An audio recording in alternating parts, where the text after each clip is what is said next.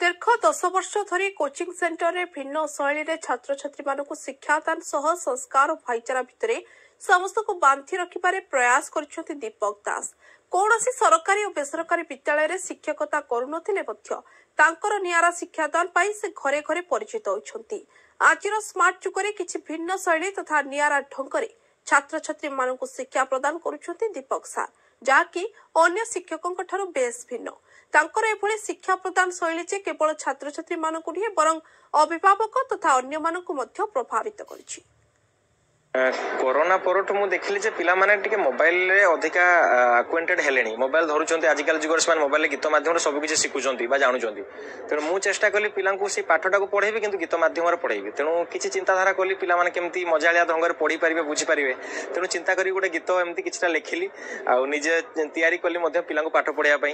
Sir माने बहुत भले पाठ पढुचंती, से गीत रे बुझौचंती, गप रे बुझौचंती ओ से विभिन्न माने मैजिक करी बुझे पारचंती।